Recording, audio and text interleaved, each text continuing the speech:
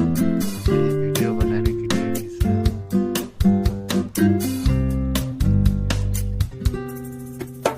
Ih, lagi udah